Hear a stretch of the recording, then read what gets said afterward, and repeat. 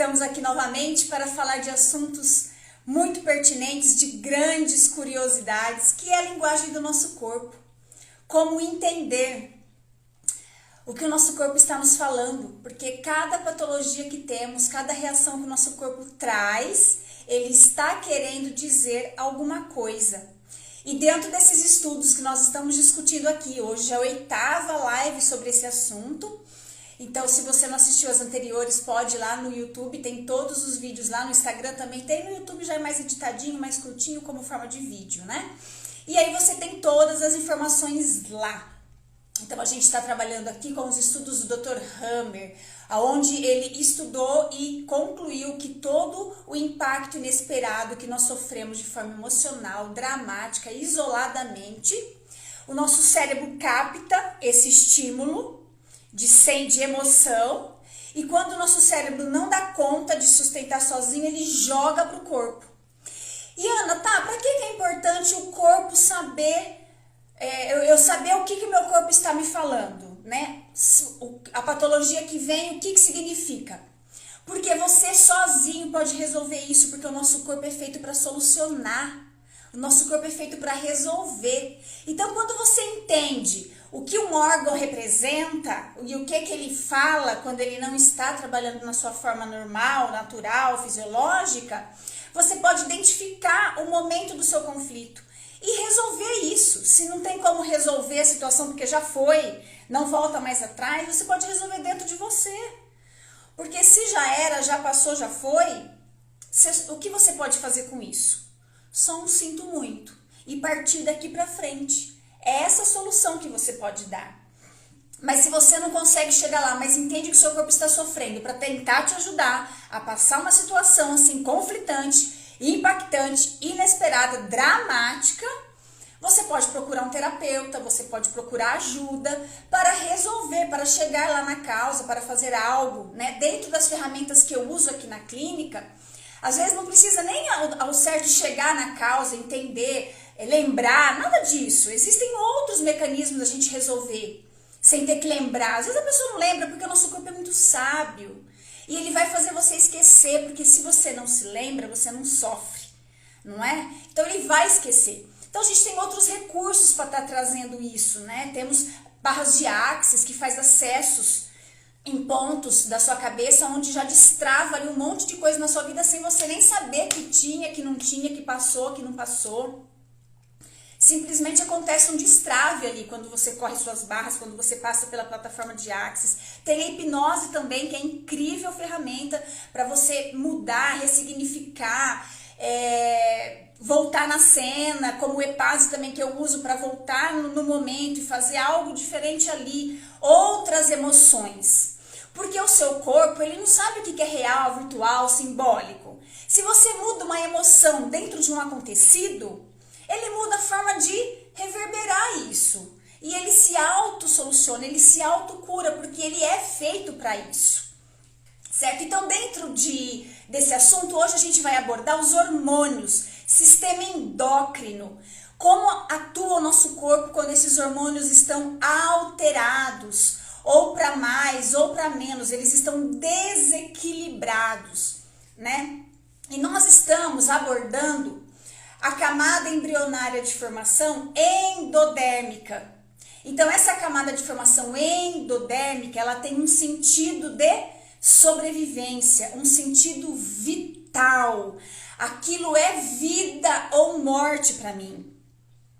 E como a gente fala de endoderma, a parte direita do seu corpo representa pegar algo, engolir algo, pegar o bocado, estar à altura de pegar o bocado, ser rápido o suficiente para pegar o bocado, para pegar minha herança, para pegar meu dinheiro, para pegar empréstimo no banco, para casar com aquela pessoa, para entrar naquele concurso. Então é lado direito que representa isso de trazer, e o esquerdo de eliminar, cuspir, soltar, liberar. Eu não quero mais, né? Então eu quero, é vital para mim me livrar disso. Quero ter rapidez para me livrar disso, quero ser forte para me livrar disso. né? Dentro desse contexto de saída, de me livrar, eu não quero isso. Isso não me desce, eu quero tirar isso de mim, essa informação não me cai bem, eu não quero ter isso dentro de mim. Então, assim, quero eliminar a sujeira de dentro de mim, quero eliminar as lembranças ruins de dentro de mim. Então, o lado esquerdo representa essa parte de eliminar, de pôr para fora, ok? E quando a gente recebe um impacto na nossa hipófise, que é um órgão responsável por regular, ativar os hormônios do nosso corpo. Então, ele ativa alguns órgãos para produzir hormônio, ele ativa hormônios dentro do nosso corpo. Fica aqui na cabeça, né, no córtex cerebral. E ele tem essa responsabilidade de estar atuando nesse equilíbrio do funcionamento todo do nosso corpo, a partir da liberação de hormônios. Então, quais os hormônios que a hipófise produz? Eu vou ter que falar um pouquinho aqui da parte fisiológica e anatômica para vocês entenderem depois o conflito. Não dá para só soltar isso e vocês ficarem aí boiando do que se trata. Então, a hipófise, ela produz o hormônio do crescimento, HG. Então, esse hormônio do crescimento, ele vai determinar nanismo, vai determinar o gigantismo e vai determinar a normalidade. O hormônio da tireoide, TSH, T3, T4, né? Então, ele vai estar trabalhando nessa parte aí de funcionamento, regulador da nossa temperatura, do funcionamento do nosso corpo e tal. O hormônio é FSH e LH, né? FSH e LH. Ele vai atuar através das gônadas, que vai estimular os ovários e o testículo. Os ovários vão produzir o estrógeno e o testículo vai produzir a testosterona, ok? Nós já falamos dos órgãos reprodutores. Depois nós temos a PRL, que é a prolactina, que vai atuar nos gânglios mamários. Então, é o hormônio responsável pela lactação. Esse hormônio também pode desregular. Vamos falar um pouquinho aqui dele também. O ACTH, que é o hormônio das suprarrenais. Nós vamos falar em outro momento das suprarrenais, porque ela não entra aqui nesse contexto, tá? Mas ela está na hipófise, na parte endodérmica da hipófise, que é o que a gente vai estar falando aqui. Então, ela vai atuar lá no cortisol, na aldosterona, aldosterona, no cortisol. Então, vai trazer aí pra gente aquela parte, né, de estresse, de tranquilidade, de dormir, essa regulagem aí do nosso equilíbrio aí de vida, né? De dormir, de acordar, de estar desperto, de estar mais prostrado, certo? E depois as suprarrenais, elas são muito interessantes. Depois, quando a gente for estudá-las, ela é um hormônio muito interessante na parte de decisões, na parte de lutar ou fugir, sabe? Ela é muito determinante ali. A ocitocina é muito utilizada pelos músculos lisos, né? Que vai fazer aí essa contração de útero num aborto espontâneo. Então, ela vai ter essa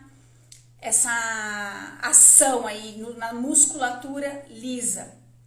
E a DH, que vai atuar nos rins, que também vai possibilitar a retenção de líquidos. Então, nós já falamos sobre rins. Se você quer saber, tem uns vídeos aí, dois vídeos atrás aí falando sobre os rins. Então, ele tem um contexto que foi falado lá e também tem um contexto hormonal que pode estar aí atrapalhando um pouquinho o funcionamento dos rins, onde ele precisa reter mais líquido, ok?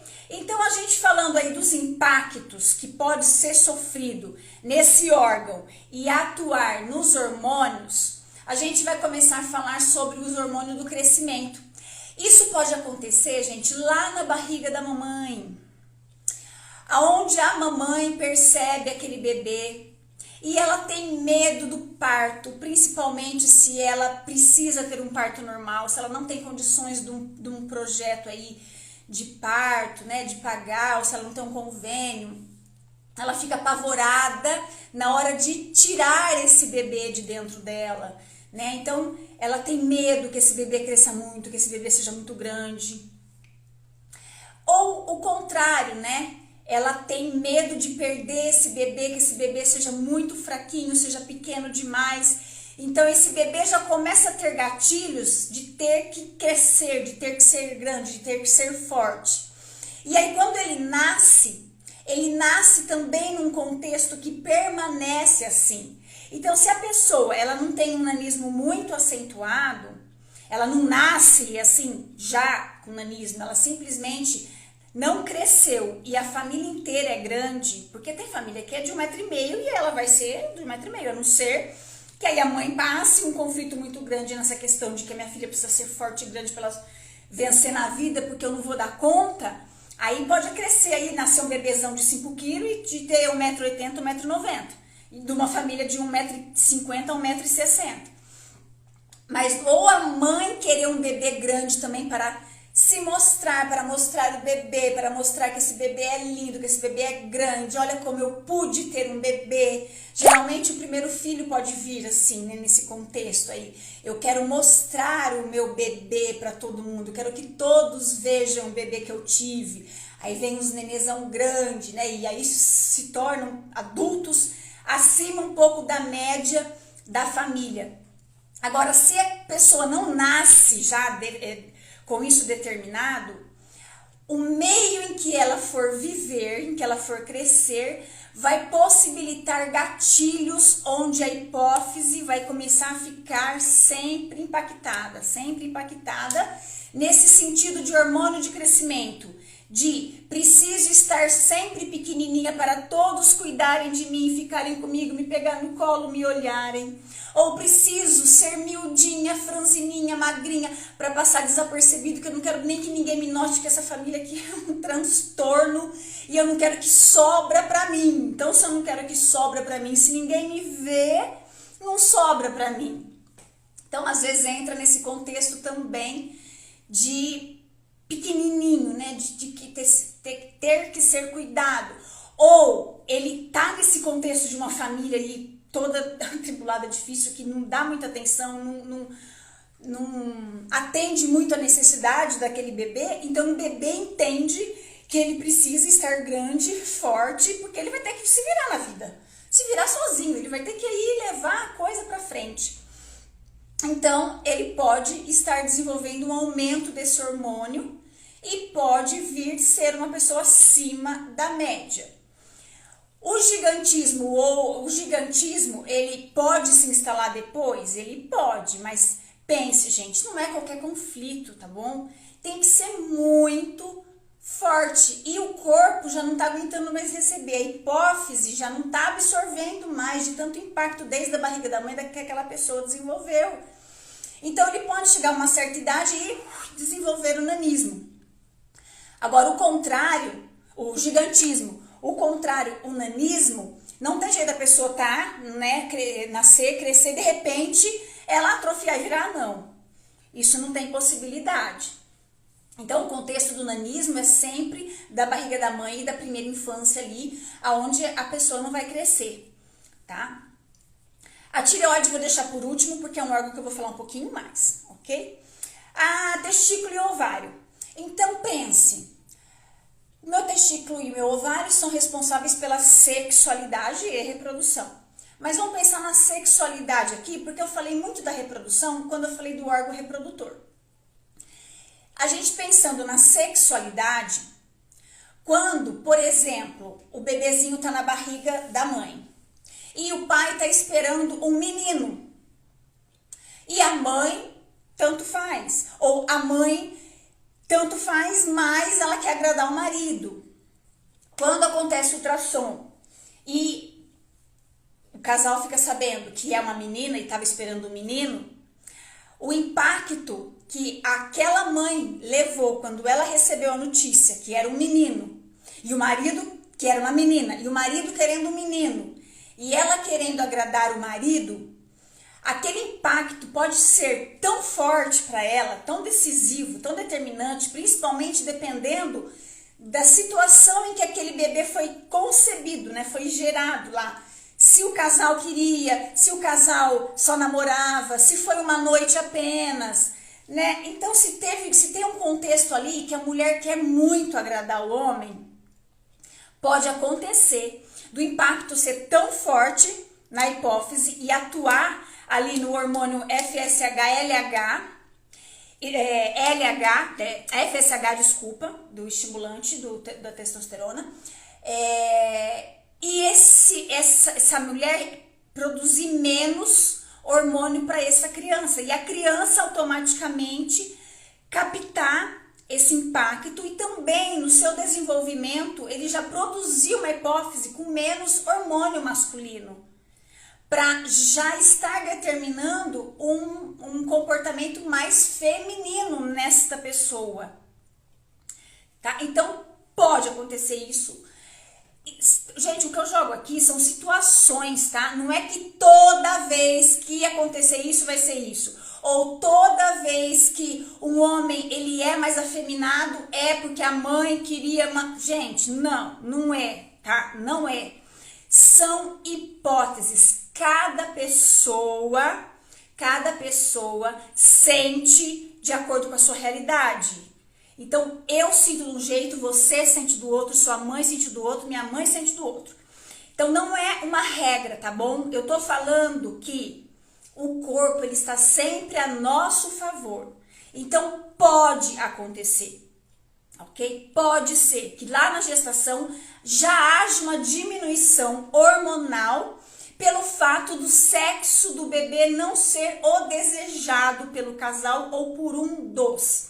Ou era idealização da mãe, né? Ter uma menina e foi um menino. Ou da mãe ter um menino e foi uma menina. Então, pode ser que haja ali um impacto no hormônio da mulher ou no hormônio do homem e ter uma diminuição aí de testosterona ou de estrogênio. Ok? Então, evidencia mais o outro lado sexual. Ok? As glândulas mamárias, ela é produzida quando a mulher engravida, né? Ela já começa a ser a prolactina já começa a ser estimulada e a mulher já começa a ter um aumento do gânglio mamário, onde vai ser produzido ali o leite para o bebê. Quando a mulher que não está grávida também pode vir a produzir leite. Por exemplo, se ela tá num projeto de vida, ali, num projeto profissional, ou qualquer coisa ali que ela está gerando alguma coisa, e essa coisa nasce e cria e cresce, e ela tem que nutrir o negócio, nutrir o projeto, pode acontecer de sair líquidos do bico do peito, que são as glândulas mamárias estimuladas pelo hormônio prolactina. Mas claro, gente, todo sintoma precisa passar pelo médico e ter o diagnóstico para você entender o que o seu corpo quer dizer. Porque pode ser que essa secreção não seja isso. Pode ser nódulos também secretam, tem nódulos secretantes também. Ok? Então, saiu o líquido do seu peito, corre fazer exame, faça ultrassom, faça mamografia. Investigue, tá? Investigue. Você não precisa receber o diagnóstico daquele médico e viver com aquele diagnóstico para sempre, como se aquilo fosse uma sina, uma sentença de vida para você. Receba o diagnóstico, entre em contato com o seu corpo e vai buscar entender o seu emocional dentro daquela patologia. Se é coisa que tem que correr, corre e faça toda a parte clínica que tenha que ser feito. Mas nunca esqueça do emocional. Porque se a parte emocional não estiver resolvida, a parte clínica não vai resolver. E se for um nódulo, esse nódulo vai virar maligno e vai te dar grandes problemas. Se ele for um nódulo ainda benigno, ainda pequeno, você vai atrás disso, porque o teu corpo vai absorver isso aí. Ele não quer, de jeito algum, fazer algo para tirar a vida. Não, ele não quer isso. Ele quer só te ajudar a viver bem, a viver saudável.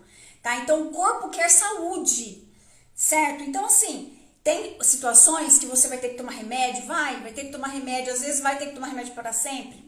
sei lá, eu tenho uma outra visão em relação a isso, mas tudo bem, tá? Tá tudo bem. A questão é que o seu emocional precisa resolver. Então, por isso eu estou aqui, dando minha energia, dando meu tempo, passando um pouquinho do conhecimento que eu tô tendo, que eu tô estudando, e que eu tô entendendo que vai muito além de tratar um paciente, sabe? É muito além disso, gente. É um ser. Não é só um corpo ali. Ali tem um ser infinito ali dentro. Um ser para ser amado, para ser querido, para ser aceito. Um corpo ali de uma pessoa que precisa se entender, precisa entrar em contato consigo mesma, fazer uma viagem interna em busca de quem ela é e de onde ela veio, para onde ela vai e o que ela está fazendo aqui. Então é muito além disso. Ok? E eu, como fisioterapeuta, já cheguei nos meus limites como profissional, que me frustraram muito de não conseguir trazer para a pessoa o 100%. Foi onde eu me despertei para essa linha terapêutica, onde eu pude conhecer que eu posso ir além, mas eu não posso fazer nada por você. Eu posso ir além fazendo isso aqui que eu estou fazendo. Eu posso ir além te trazendo aqui para minha sessão online ou presencial e te ajudando a ver com outros olhos, a entender de outra forma, a mudar o óculos, a se amar, a se respeitar, a se aceitar, a se perdoar, acender a luz do poste para você enxergar um caminho de vida mais saudável. É isso que eu posso fazer por você, mas eu já fiquei muito feliz por saber disso. E porque não adianta eu fazer um tratamento fisioterápico em você se o seu emocional não está em equilíbrio, porque aquilo não vai dar resultado. E se der resultado por pouco tempo, vai voltar tudo de novo. Então, por isso, gente, que eu insisto em falar, eu falo aqui, eu falo para as pessoas que eu tenho contato. Às vezes eu posso não ser bem compreendida, às vezes eu posso até ser taxada como chata, sei lá, mas eu não posso morrer guardando essa informação para mim, porque isso para mim foi muito valioso. Hoje, quando eu olho o meu corpo e eu converso com o meu corpo e eu tento entender o que o meu corpo está passando, isso é libertador, porque não que eu tenha o domínio e o controle da minha vida, do meu corpo, porque eu nem quero isso. Nem quero ter controle de nada, eu quero estar vulnerável para receber todas as coisas, para entender, para conhecer, para mudar, para galgar degraus. Eu não quero viver controlando nada de ninguém também. Então, assim, não é isso. Mas eu tenho liberdade de escolher o que eu quero para mim, o que eu quero para o meu corpo. Se eu quero a saúde, se eu quero a doença. Isso eu acho libertador. Ok? Então vá em busca do que o seu corpo está dizendo. Entenda o diagnóstico não como uma sentença, mas o diagnóstico é como se fosse um pombo-correio. O diagnóstico é como se fosse um e-mail, um WhatsApp, um direct, onde o seu corpo está te mandando a mensagem. Olha para isso. Olha para isso, olha para isso, resolva isso, faça diferente do que você está fazendo, porque desse jeito não está dando certo. E se continuar insistindo vai ficar muito pior. Ok? Então, suprarrenal. As suprarrenais também eu não vou muito falar aqui, porque vai ter um vídeo só de suprarrenal. Com certeza que a suprarrenal é super importante, mas é em outro folículo embrionário, que é o ectoderma, mesoderma novo, então eu não quero falar aqui. Ok? Mas é o hormônio da decisão, se eu estou sempre sem saber o que eu faço, sempre indeciso nas coisas que eu quero, sempre estressado, não quero dormir direito, não consigo dormir direito, não estou desperto para a vida, para as coisas, né? Então, é um hormônio bem determinante, assim, para a gente. A ocitocina, que são as contrações, né? Então, se, por exemplo, na parte, vamos falar aqui na parte do útero, que dá pra gente exemplificar bem, né? Então, por exemplo, até, gente, eu vou usar, já que eu falei pra vocês que nem sempre é aquilo, eu vou usar o exemplo que eu falei sobre a mãe que estava esperando um menino para agradar o marido e veio uma menina no ultrassom. Eu vou usar esse fato. Aí, o que aconteceu? Quando ela recebeu esse impacto ali na hora que ela ficou sabendo, Ela sabia que o pai ia falar que ela não era capaz, que ela nunca ia dar um menino, se bem que é o homem que determina se é menino ou menino, tá? Mas as pessoas não têm esse conhecimento. Então as mulheres compram essas ofensas dos homens, dos maridos, dos companheiros, do sei lá eu quem, porque elas não entendem ou às vezes não sabem que quem determina sexo é o homem. Então o homem não tem nada que falar, você vai me dar uma menina e você vai me dar um menino. Você é que vai determinar isso. E como você não tem como falar assim, hoje é o X para ser menina, hoje é o Y para ser o menino, cala sua boquinha e deixa vir o que tiver que vir e ame e faça o seu melhor, porque este ser precisou do seu esperma para vir para a terra, mas ele é um ser para ser amado, para ser aceito, para ser respeitado, ok? Então, por exemplo, que essa mulher que recebeu essa notícia e naquele momento ela se impactou, ela pode sofrer até 24 horas depois uma contração uterina tão forte desse hormônio que impactou a hipófise e pá! Eu preciso eliminar esse bebê, porque agora que é menino ele vai me largar. Agora que é menino eu não vou conseguir sustentar o casamento. Agora que é menino ele não vai casar comigo. Agora que é menino eu posso esquecer de ter esse parceiro. Porque ele precisava de um homem, ele queria um homem, certo? Que é você que determina. Então, essa mulher pode ter esse conflito tão forte, mas tão forte que ela tem um aborto espontâneo, ok? Por ter passado esse conflito dramático ali, isolado, porque na verdade ela não tem como discutir isso com uma pessoa e entrar num acordo, porque não é escolha de ninguém, né, gente? Um ser precisou vir pra terra e precisou de um esperma e um óvulo, ponto. Então não é determinante de ninguém, isso aí é força divina, ninguém vai mexer com isso, porque nós não podemos mexer com isso. Não vai da nossa alçada mexer com isso, ok? Então entende como a percepção de um conflito pode ser simplesmente de eu querer que o bebê seja mais masculinizado ou mais afeminado para determinar um sexo ali que está sendo esperado, ou eu posso querer tirar esse bebê de dentro de mim. Ok? Então esse exemplo que eu usei aqui agora também, mas pode ser bem outras coisas também, tá? E ter esse mesmo contexto de eu precisar eliminar esse bebê. Como pode ser também, gente, que o corpo entenda sozinho que aquele bebê não vai ter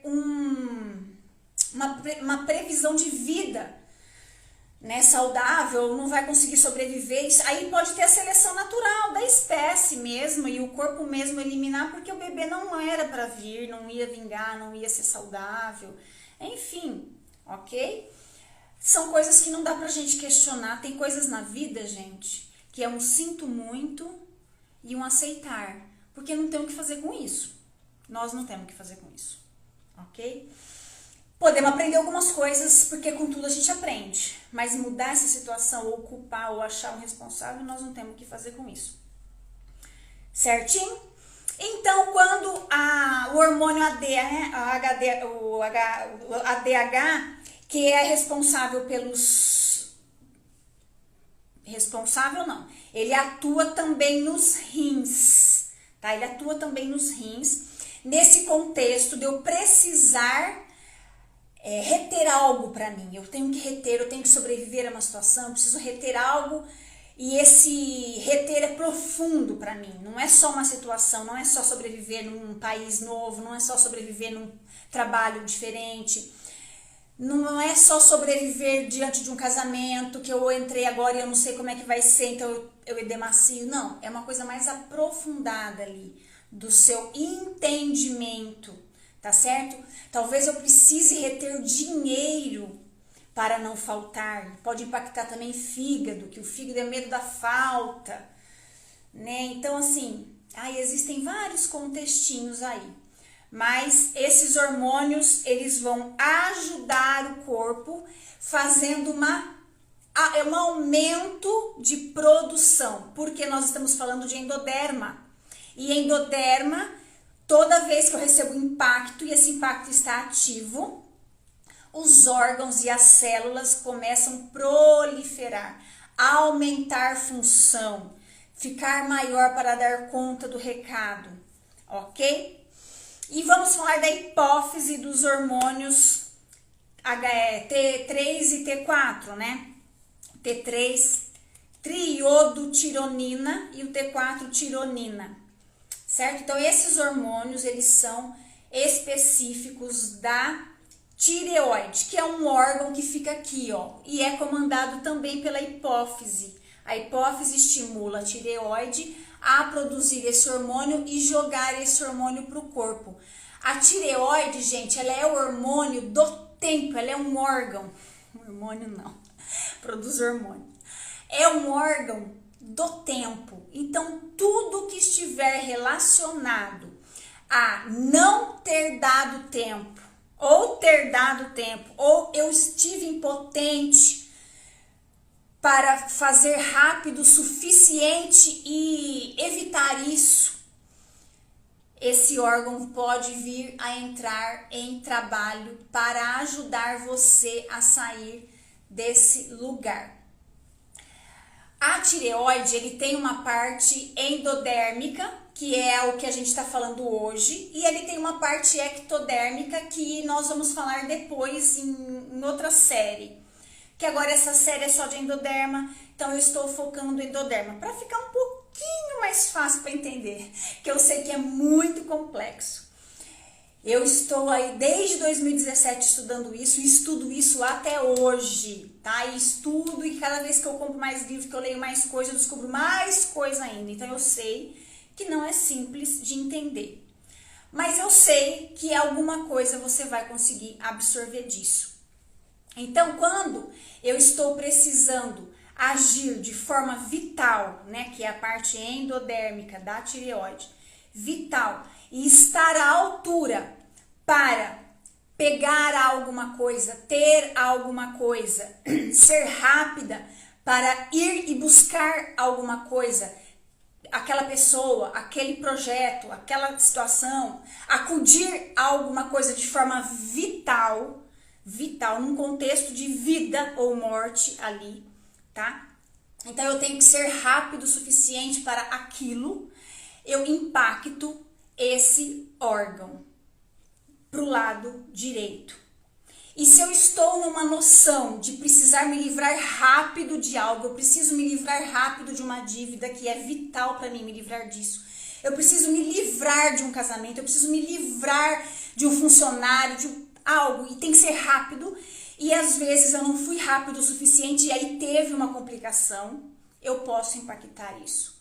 Ou eu fui rápido, eu não fui rápido o suficiente e aquela pessoa morreu. Mas sempre num mecanismo vital e eu agindo. Porque quando eu me paraliso diante da situação, num contexto de impotência ali, eu estou falando já da outra parte que é ectodérmica, tá? É que é tudo muito pertinho e muito juntinho. Então, quando a gente está ali numa anamnese buscando a história do paciente, a gente tem que fazer algumas perguntas para entender como é que a pessoa se sentiu diante daquela situação. E se a pessoa não lembra de nenhuma situação, a gente tem que tentar posicionar para entender o que está acontecendo ali, a não ser que ela venha com um exame, e o exame de ultrassom, de ressonância, de tomografia te mostre que é a tireoide do lado direito, ou a tireoide do lado esquerdo, que está acometido, e daí pronto, resolveu o assunto, você já sabe do que se trata, beleza, ok? Mas se não, se é só pela história, você tem que ir trazendo o paciente para entender como ele se sentiu, porque se ele se sentir de forma paralisada, de forma de mãos e pés atados, eu não tive tempo, eu não fui rápido, mas eu não resolvi, e eu parei, me paralisei, aí é um outro contexto, acontece outra coisa com o corpo, ok? Voltando para a parte endodérmica, então eu tenho uma liberação hormonal no sangue, por quê? Porque eu tenho que ser rápido, eu tenho que agir, então acontece um hipertireoidismo, um estímulo da tireoide, aumenta a minha frequência cardíaca, eu tenho aumento da transpiração, eu tenho muito calor, eu sou muito sensível ao calor, eu vivo suando, eu tenho meu ciclo menstrual alterado, ou eu tenho várias menstruações recorrentes, tá? ou eu posso ter uma diminuição, depende ali do contexto, perda de cabelo, enfim. Essa é uma sensação que dá quando o seu hormônio está hiperestimulado. Os nódulos que são encontrados nessa fase são nódulos quentes, e se não for resolvido por você, pelo seu corpo logo, sua situação, pode vir a desenvolver realmente um câncer, tá? Então, assim, por isso que tudo que o nosso corpo produz, a gente tem que ir rapidinho resolver isso. Tem coisa que ele mesmo vai resolver e vai normalizar e tá tudo bem. Tem coisa que ele vai normalizar, você não vai nem ficar sabendo que normalizou, que aconteceu, que não aconteceu. E tem coisa que você vai lutar ali pra arrumar. E quando o seu corpo entra nessa fase aí de resolver, né? Entra nessa fase aí de resolução, então esse hormônio ele volta, né, pro órgão, ele é diminuído e aí acontece às vezes, uma desregulagem para hipotiroidismo, tá? Pode acontecer. Ou não, o corpo vem diminuindo e vai normalizando, ok? Quando isso acontece, dele normalizar sozinho, não partir para um hipotiroidismo, é porque o evento aconteceu uma ou duas vezes no máximo. Porque quando você passou vários eventos nessa história, ele provavelmente vai desregular para um hipotiroidismo e vai estacionar ali, ok? Então, quando você está em hipotiroidismo, preste atenção, isso dentro desse contexto endodérmico, tá? Porque no outro contexto é totalmente outro raciocínio. Mas nesse contexto que você está no hipotiroidismo, entenda, o seu corpo já está em resolução, tá? Ele está em resolução. Então, se você está mantendo esse hipotiroidismo ali, normal, ali que eles mantêm com remédio, mas você está em hipo, só que está controlado, é aquela história do controlado. Preste atenção se você tem essa sudorese, se você tem alteração de ciclo menstrual, porque significa que o seu corpo está na fase ativa patológica, mas o remédio está trazendo ele para o hipotiroidismo, não é funcional. É o remédio que está causando isso. Se você fica muito tempo ali nessa fase, às vezes oscilando no hipotiroidismo ou oscilando de hipertiroidismo resolve, hipertiroidismo resolve, você pode também adquirir uma outra patologia que é o Hashimoto. Então, assim, o teu corpo pode começar a entrar em outras patologias, em outras coisas, outras falências por conta desse desequilíbrio da tireoide. Então, quando você faz uso de medicação porque você não conseguiu controlar isso, você começou a perceber que você estava perdendo muito peso nesse momento, aí você foi no médico, né, pedia peso, caiu o cabelo, transpiração, foi no médico. Aí o médico, você está com hipertiroidismo, vamos entrar em tratamento para abaixar isso. Aí você abaixou muito. Aí você percebe outra coisa, você percebe sonolência, esquecimento, você percebe que seu cabelo parou de cair, mas está muito fraco, a sua unha está muito fraca, muito cabelo ressecado, desvitalizado. Você começa a ter retenção líquida, aumento de peso, então começa a ser o contrário do hiper, tá? Aumento de peso, dores no corpo, o seu intestino começa a ficar muito lento para funcionar. Então, ele está em característica de hipotiroidismo. Só que se você só está controlando com a medicação, preste atenção que você ainda pode ter sintoma do hiper. Porque o seu corpo está em fase ativa do conflito. Ele só está em resolução por hipotiroidismo pela medicação. Então, sempre você vai ser acompanhado pelo médico, vai fazer seus exames, claro, vai estar sempre clinicamente acompanhado. Mas o que eu sugiro? Que quando você faz o seu exame de sangue, lá você está medicado, o seu exame de sangue deu, que a sua tireoide está controlada, fique uns 3 meses, se você puder, se você não tiver um nível muito grave, né? Ficar uns 3 meses sem a medicação para ver como o seu corpo está e faça o exame de novo para ver o que é que o seu corpo realmente está. Sem hipo, sem hiper, como ele está.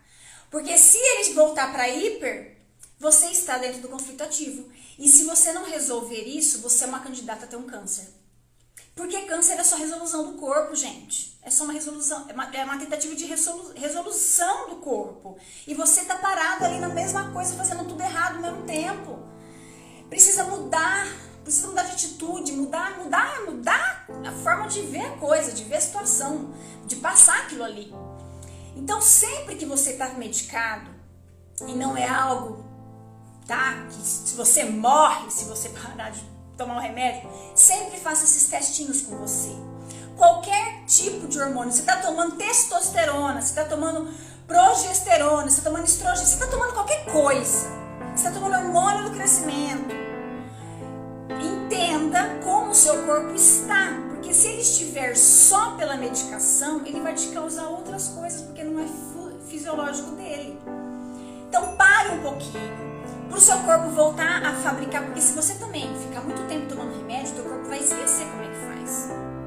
Se você parar de tomar, ele não vai produzir, porque foi muito tempo, que nem intestino, você passou uma vida laxando, deixando essas fezes líquidas, uma hora ele não vai mais ter movimento peristáltico, ele não vai mais coordenar, segurar a fezes ou soltar, vai perder isso, entendeu? Então, é importante você parar um pouquinho e perceber como é que está o seu corpo, né? Por exemplo, você tem insônia, tá tomando remédio para dormir. Aí você começa a ter alguns tratamentos terapêuticos, você começa a mudar um pouco de consciência, você faz algumas coisas diferentes, alguns movimentos novos na sua vida. Só que você continua tomando remédio, porque você tem medo de parar de tomar e não dormir. E como é que você vai perceber que o seu corpo está resolvendo esses conflitos que está te levando a não dormir? Não tem como você saber. Então, eu sempre falo, até para os meus pacientes paciente de dermato, nada a ver com parte de terapia, nada disso, mas as pessoas comentam, né, sobre o que sente, sobre nada.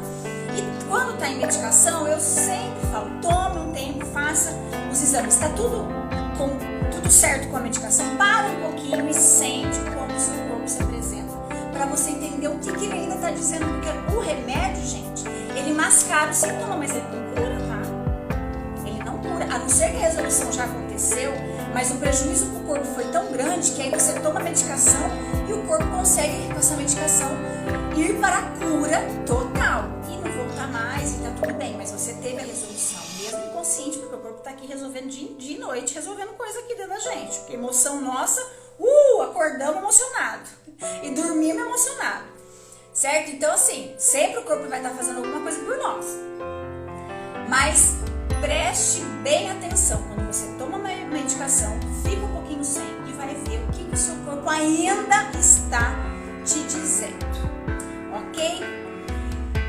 Gente, acho que era isso que eu queria falar sobre tireoide, né, sobre o tireoidismo. Quando aparecem os nódulos, o baço, né,